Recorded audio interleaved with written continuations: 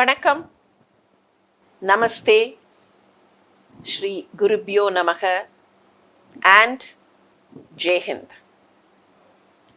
Jai Hind, glory to our country. And again, we are here to think about, pay respect to the freedom fighters of our country. In this series on freedom fighters, we have been seeing the lives of several people who contributed to the nation, people who are part of the Swadeshi movement, people who are part of the freedom struggle. Friends, let us remember that the contribution by all these people will not look the same to us as we see today. Some of them, it may appear, had done only very small things. Some of them, it may appear, had done larger and greater things. However, let us remember, it is not the duration of contribution, or it is not the number of years that they lived. That alone matters in gauging their contribution. Some of them had sacrificed their lives. Some of them had sacrificed their kith and kin, their property, their glory, their honor, and so many things. It is not the dimensions which matter, but it is their participation, their contribution, their involvement that matters. Some of them would have lived only for 25 years of age or 30 years of age. Some of them started their contribution only when they were 50 or 60. So it is not even that age that makes the difference. It is their active involvement that we need to think about. Today, we shall see the life of a great personality, one who is often hailed the Indian hemsman, and that is V.O. Chidambaram Pillai of Tamil Nadu. In Tamil Nadu, we call him Va.U.C.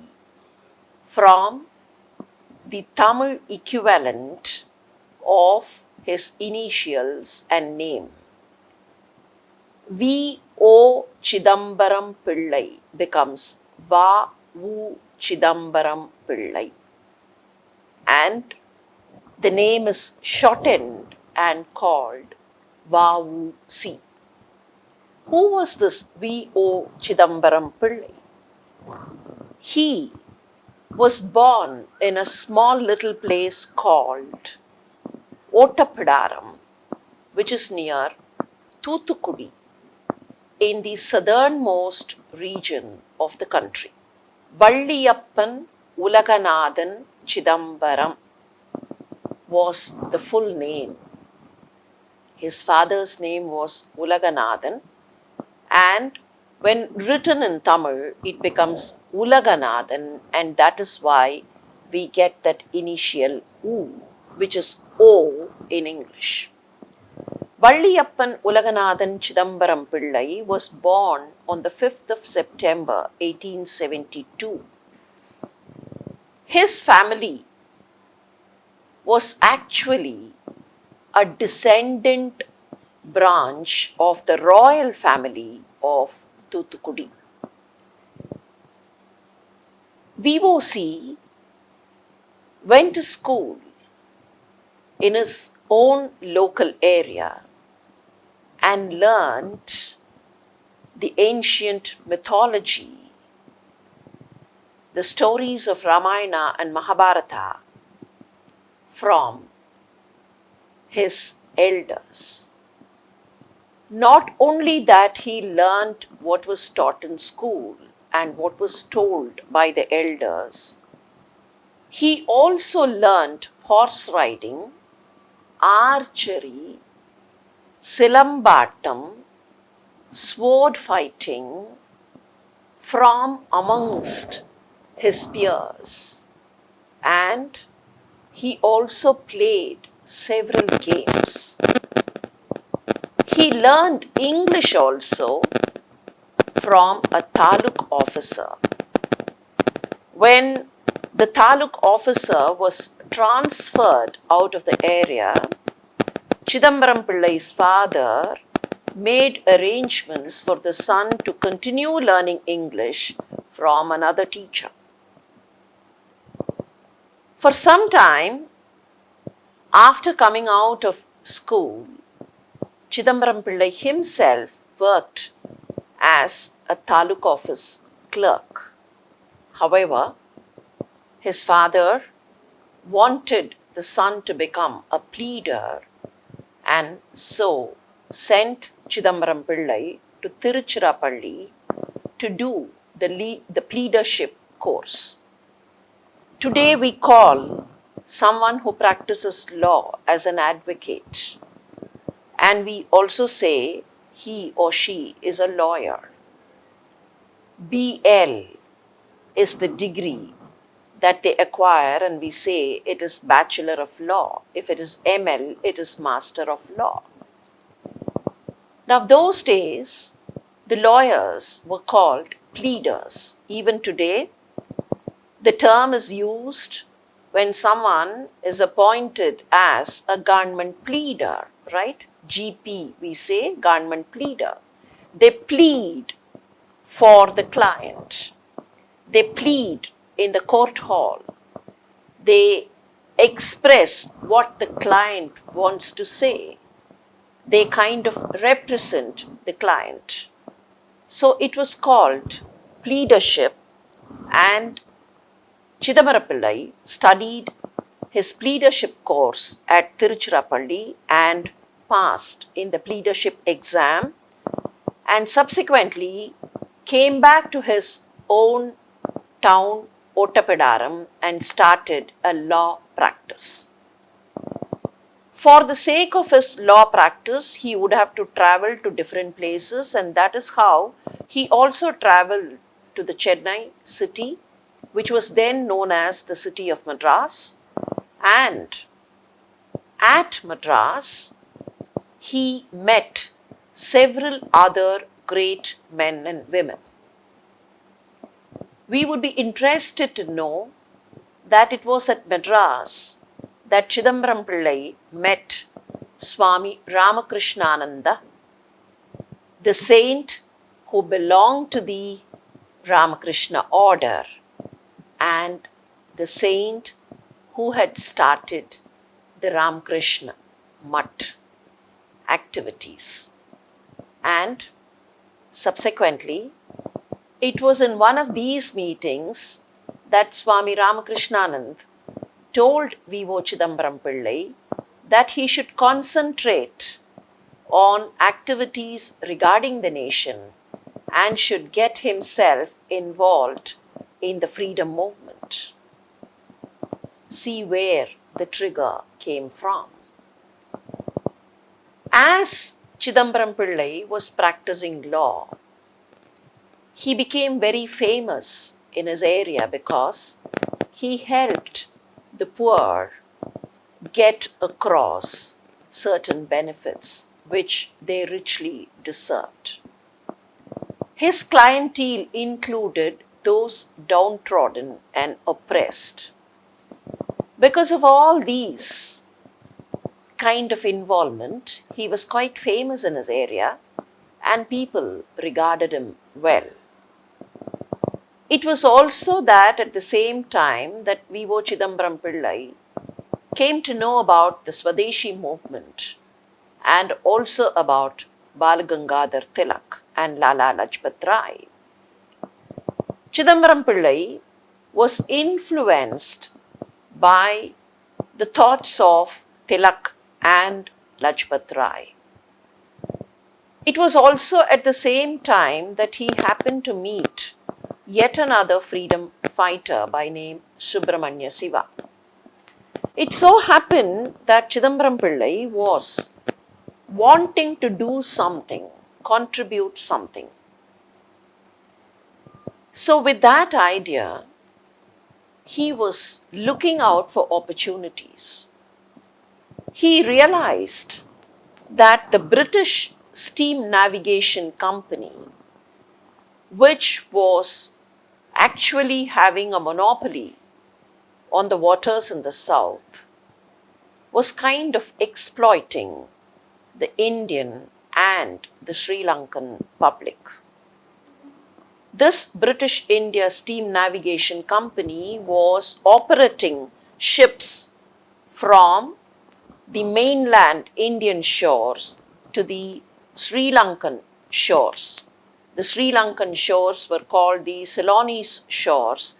And remember, Ceylon, India, Burma were all part of the same British Empire, the British colonial empire. Because of the monopoly, the British India Steam Navigation Company was exploiting everyone. So, one way that VOC was able to think was to establish a Swadeshi, an Indian owned navigation company, so that the Indians who travel could be taken with safety and security.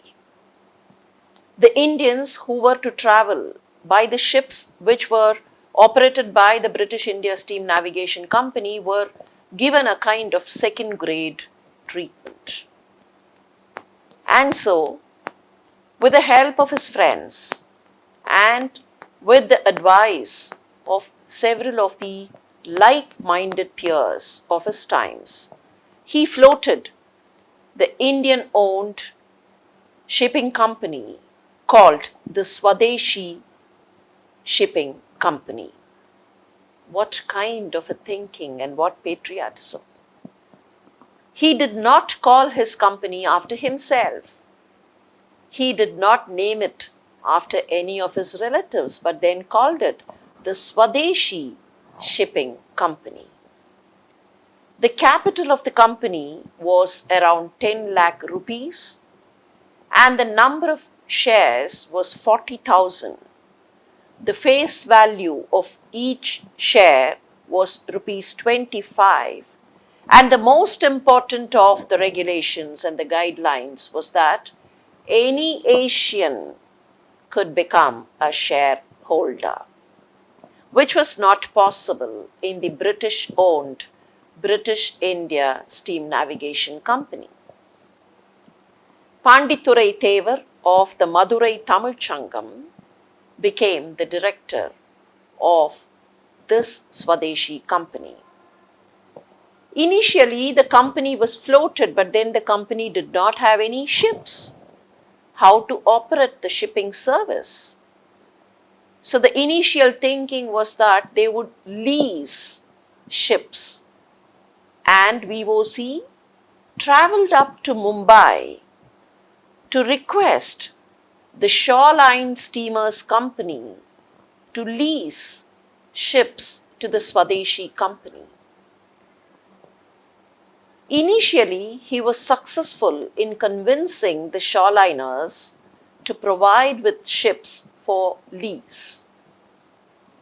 In fact, VOC had already traveled up and down Mumbai, Chennai and Tuticorin or Thoothukudi because of his law practice and because of his involvement in politics. So, with that background and with that experience of staying at Mumbai, he went to Mumbai, stayed there, and convinced the owners of the shoreliners.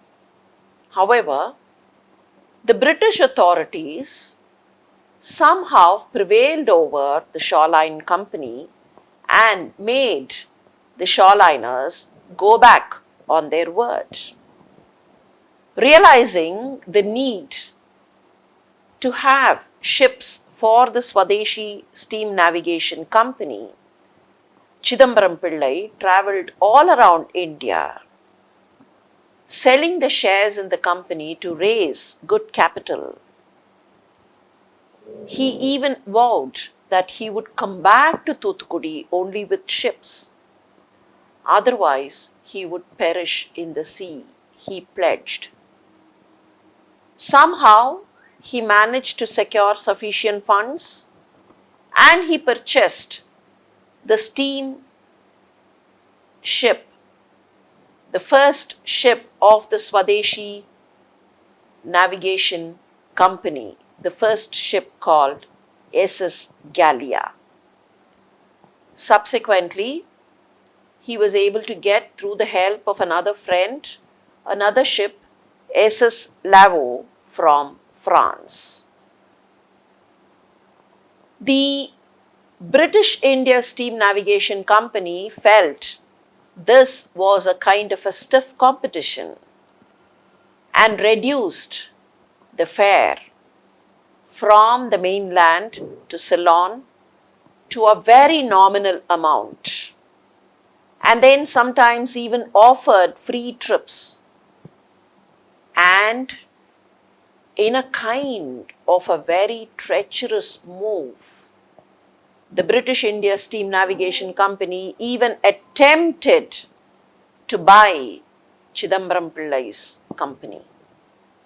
He refused, and his ships provided regular service from Thoothukudi to Colombo. Thoothukudi in the mainland India and Colombo in the erstwhile Ceylon or the present day Sri Lanka. This was a boon to the traders, especially the indigenous traders, because they could take their produce, their goods, their cargo to Ceylon and have good sales. The market was seen an upcoming and an upscaling market. This was a great time for the traders in the southern part of the country, and they all respected Chidambaram Pillai. This being on one side, Chidambaram Pillai also took immense interest in the activities of the weavers, of the local traders, of the local laborers. So he tried starting what was called the Dharma Sangha Nesavu Salai.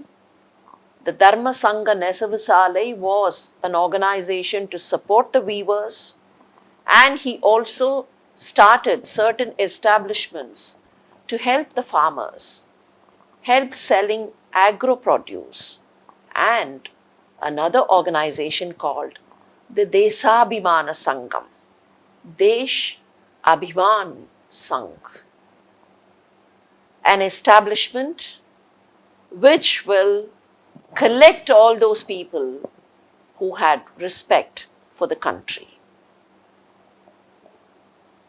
Almost at the same time, there was political turmoil in the rest of the country. Balagangadhar Tilak was arrested.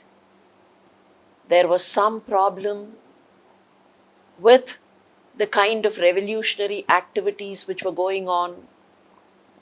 There was a kind of a division happening in the Indian National Congress.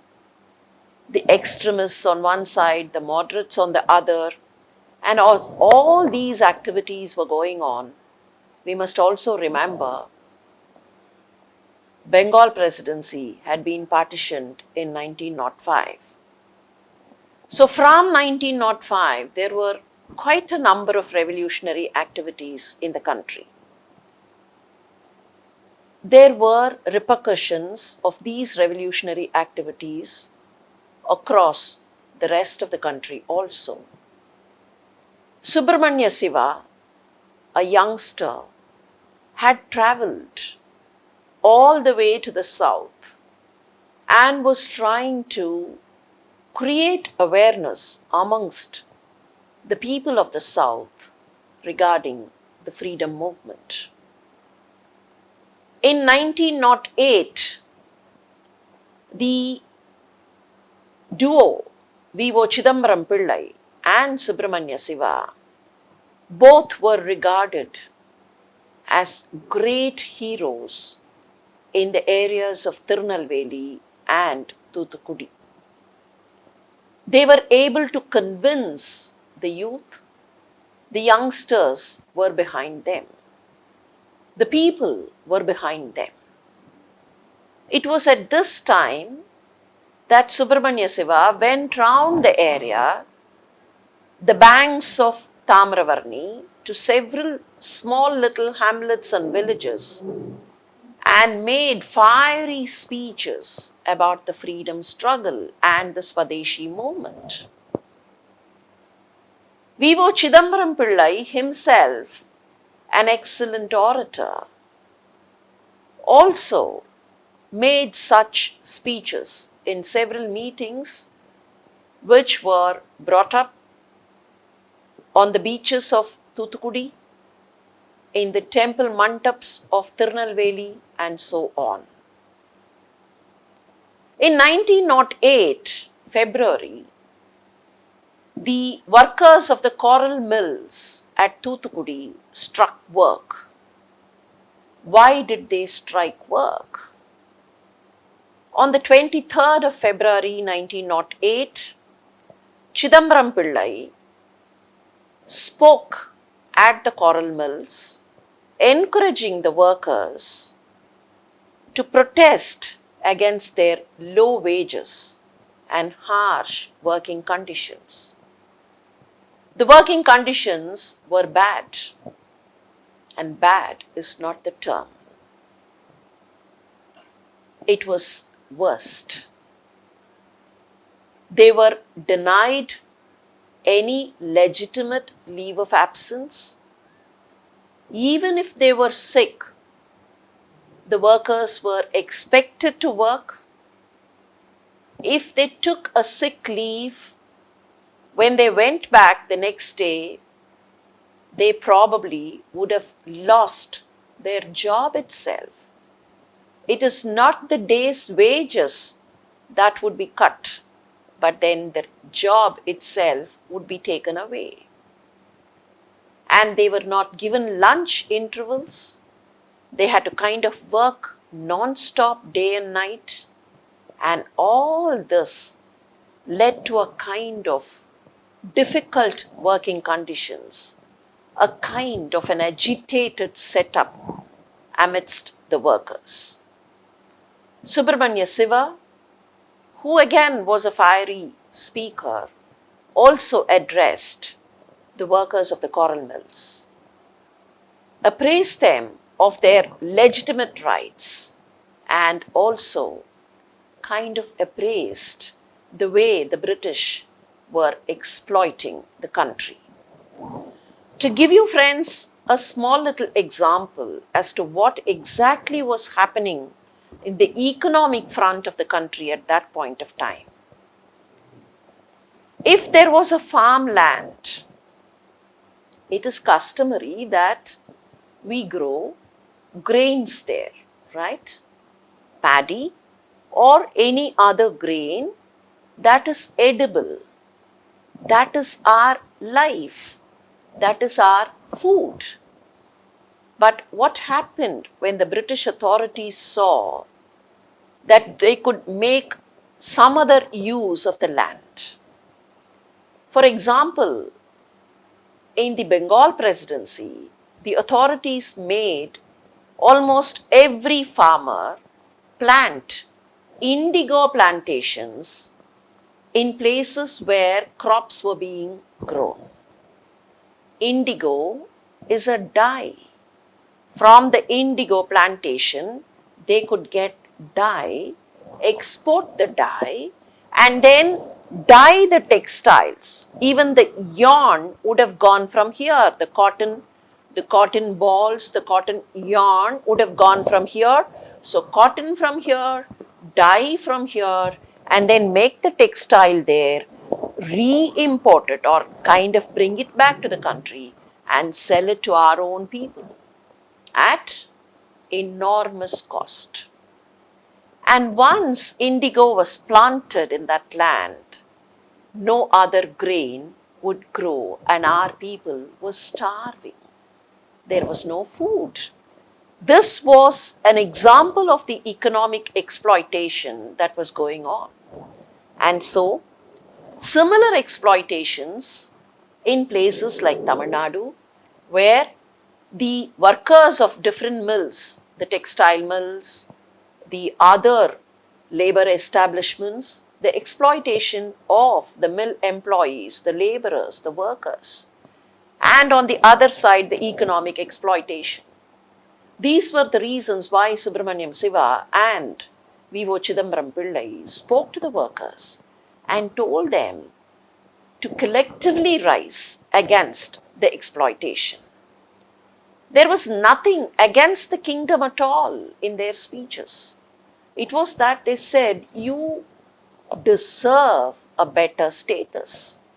But then these speeches were taken as speeches of sedition, and subsequently V.O. Chidambaram Pillai and Subramanya Siva were summoned to the collectorate and to the court.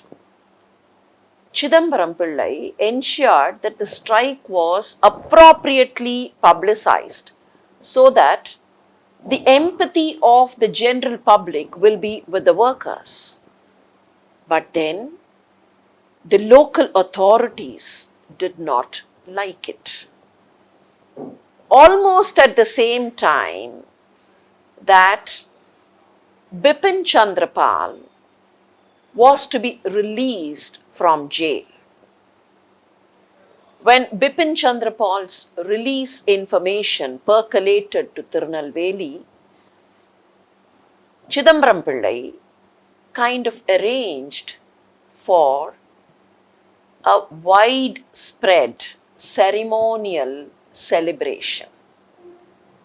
When Bipin Chandra Pal would be released in the north, there would be celebrations all over the country celebrating the release of Bipin Chandra Pal. But then, as both Chidambaram Pillai and Subramanyam Siva, along with the two, yet another gentleman by name Padmanabha Iyengar, as these three were planning to come to Tirunelveli to participate in the celebrations, news came in that they have been summoned by the collector. When they went to see the collector, when they went to meet the collector and explain their situation, they were arrested. And this arrest led to enormous agitation, subsequently led to what is called the Tirunelveli riots case. In fact, this arrest of V.O. Chidambaram Pillai and Subramanya Siva later on flared up the entire Swadeshi movement of the South, flared up the nationalistic movement of Tamil Nadu, and led even to the murder of Collector Ash by Banchi Nathan. The trigger point was the arrest of V.O. Chidambaram Pillai. V.O. Chidambaram Pillai and Subramanyam Siva were arrested much against the sentiments of the people of the area. They were made to become not political prisoners, but criminal prisoners.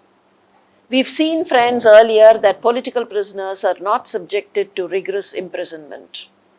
They are not given laborious duties. It is only the criminals who are convicted and who are put in jail are given a sentence of rigorous imprisonment and laborious duties. But both V.O. Chidambaram Pillai and Subramanya Siva were made to do all kinds of industrious activities inside the jail.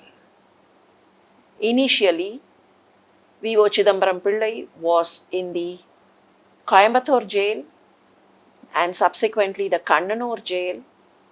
And in the Coimbatore jail, he was made to pull the oil mill. But before he was put in the jail, the entire trial dragged on and on and on. Even Subramanya Bharatiyar was a witness in the trial. And when initially the sentence was proclaimed, it was a double life imprisonment for V.O. Chidambaram Pillai. Just imagine, double life imprisonment and the two punishments to run one after the other. Even today, when you read in the newspapers about some of the court trials, you would have noticed two punishments would be given and the two punishments would run parallel. So if they run parallel, then the entire period is taken together, it is kind of commuted. But if you have two life sentences, one life sentence after the other, just imagine the entire life will be in jail. And the kind of jail conditions where the man had to pull the oil mill. The oil mill is generally pulled by an ox. The oxen pulls, right? But here, it was a man who was pulling the oil mill. When he could not pull, he was beaten. He was asked to drag. When he was not able to pull it with his hands, he would just bend down, but then with his body, he had to drag it. The kind of physical torture, the kind of mental torture. There was even a kind of a request from his family that instead of this kind of a torture, he may be transported to the Andamans. And those days, if someone was given the sentence of transportation to Andaman, it meant that he would never be seen again. The individual would be put in the cellular jail of Andaman, and if he dies, his corpse would be thrown into the waters. The family said, doesn't matter, let him at least go to Andamans and not suffer this kind of a torture. He suffered the torture, and of course, after several attempts, his total duration was commuted and he was released from the Kannanur jail. When he came out of the Kannanur jail, not many were waiting for him. Subramanya Siva, who was also jailed in the same case, but then was put in different jails, including the Tiruchirappalli jail, was also subjected to physical torture. Subramanya Siva was made to process wool, and when he was made to process wool with his bare hands, he would contract all those infection which was there in that wool, the kind of organisms, and that is when he contracted leprosy. So when a plea was filed to release Subramanya Siva because he was suffering from leprosy, the British court made mockery saying, if nationalists suffer leprosy, it only indicates that there is something wrong with the nationalist movement. See the kind of statement.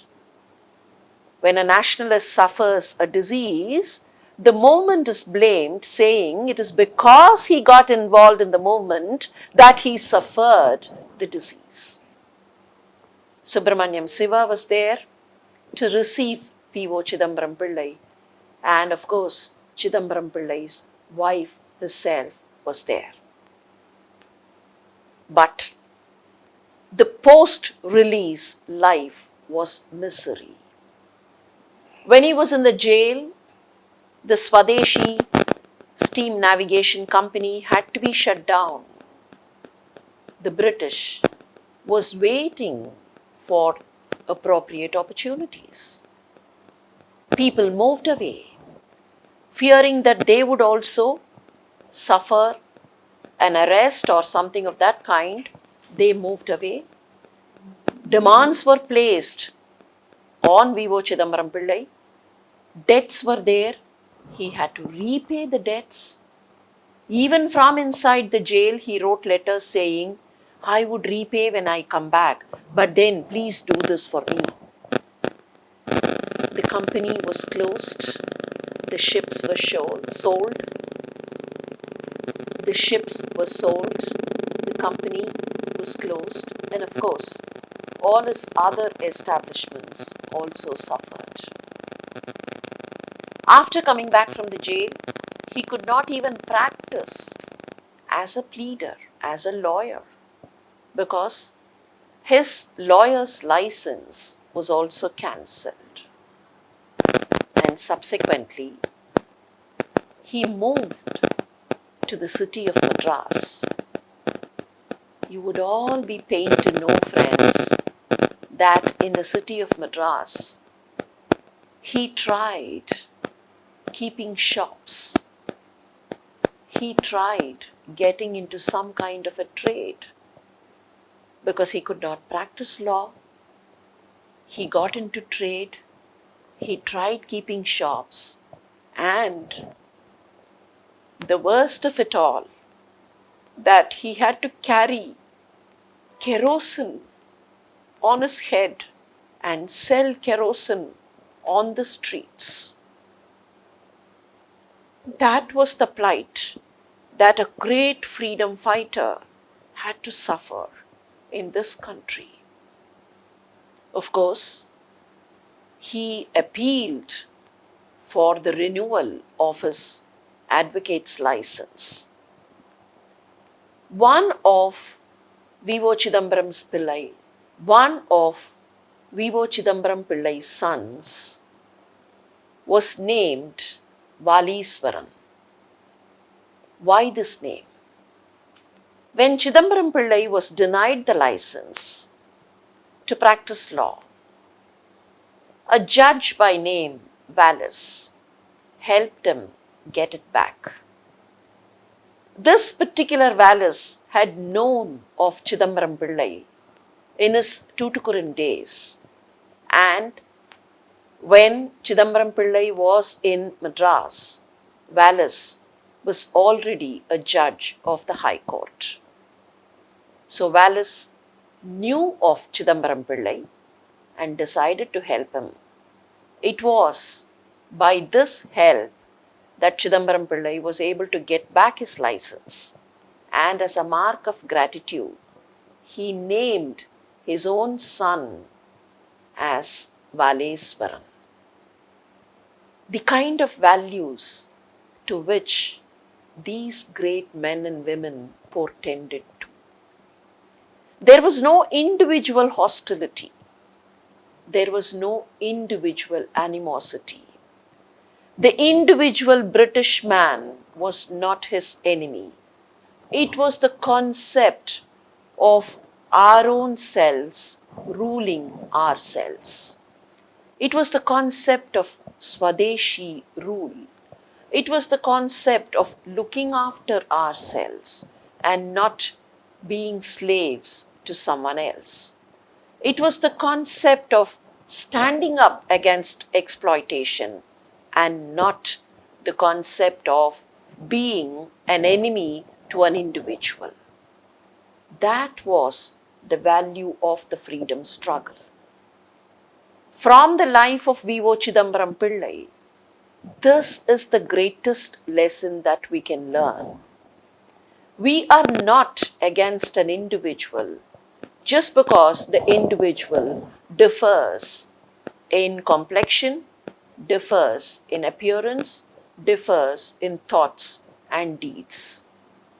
There can be differences between people, but then standing up for the country, standing up for a Swadeshi rule is the concept where we respect the land and we respect the collective responsibility that all of us could take. Friends, we've been talking about V.O. Chidambaram Pillai. Associated with V.O. Chidambaram Pillai, we also need to think of two other people. One person, of course, his name we have been referring to repeatedly, Subramanya Siva. Subramanya Siva was born on the 4th of October 1884 in a town called Vattalagundu near Dindakal. Subramanya Siva was well educated. Of course, his involvement in education subsequently was pushed to the second level because of his involvement in the national movement. He went to the Travancore Samasthanam, and when he was in Travancore, that he realized he would have to make his people aware of the Swadeshi movement. He left his activities at Travancore and moved to the Tirunelveli district to talk to people in villages and hamlets, and that is where he met with V.O. Chidambaram Pillai. We already have seen what happened in the Coral Mills strike, and Subramanya Siva was also arrested along with V.O. Chidambaram Pillai. In fact, 3 of them were summoned and all 3 were arrested initially: V.O. Chidambaram Pillai, Subramanya Siva and Padmanabha Iyengar. Subsequently, during the trial, Padmanabha Iyengar was acquitted, but Siva and Chidambaram Pillai were convicted and thrown into the jail. V.O. Chidambaram Pillai was put in the Coimbatore jail and then moved to the Kannanur jail. Subramanya Siva was initially lodged in the Trichy jail and later sent to the Madras jail. In fact, records indicate that he was the first political prisoner of the Madras jail and then moved to the Salem jail. When he was in the jail, he contracted leprosy and the disease started showing out. So he was moved to the Salem leper asylum. He could not be kept in the jail. He was moved to the leper asylum. And later on, when he was released, trouble multiplied. The British banned his movement by public transport. When he came out of the jail, Siva thought he would travel far and wide talking to people about the Swadeshi movement, but he could not travel because his movement was banned. He could not get into the trains, he could not get into the buses. So you know what he did? He traveled by foot. He walked from town to town, from village to village. Wherever, if someone would help him and give him a kind of a lift, he would travel by those carts which were pulled by cattle or some other small means of transport. His ardent desire was to build a temple for Bharatamata. He thought Paparapatti near Dharmapuri would be a good place for him to build the temple. He had befriended some people from the area, some landlords from the area, and they convinced him that he need not go back to Vattalagundu or Thuthukudi or Madras. Instead, he could move to Dharmapuri and Paparapatti and build the temple. He attempted to build the temple, but he could not muster the funds. Given his health conditions, people shunned him away, and he died dejected on the 23rd of July, 1925. Dejected because he could not see the temple of Bharatamata consecrated. Indeed, in this year of Azadi ka Amrit Mahotsav, there are certain measures, attempts revived to see the temple come up at the same place where Subramanya Siva envisioned the temple. Yet another person whom we should think of today is Banchi Nathan. Banchi Nathan was the person who killed Collector Ash. Now, what is the story behind this? We all know the arrest of V.O. Chidambaram Pillai and Subramanya Siva led to a great agitation in the region of Tirunelveli. The youth of the area were boiling. One sub-collector by name Ash had been posted in the region in Thuthukudi and Tirunelveli, and this sub-collector was primarily responsible in kind of charge sheeting Chidambaram Pillai and Subramanya Siva. Subsequently, this sub-collector got promoted as collector. But then the youth of the area were all boiling. They were so much agitated. They wanted to kind of take revenge against this particular person, Ash. Banchi Nathan was part of a group which was involved in some kind of revolutionary activity in the region. To get involved in such kind of activities and to get revolver training, pistol training, training to shoot, Banchi Nathan sought a job in the forest department and joined the forest department at Shenkota. What is the secret? That people who join the forest department would get some kind of training in arms. The reason is that they would be given some kind of a pistol or a revolver or a gun to shoot wild animals if necessary.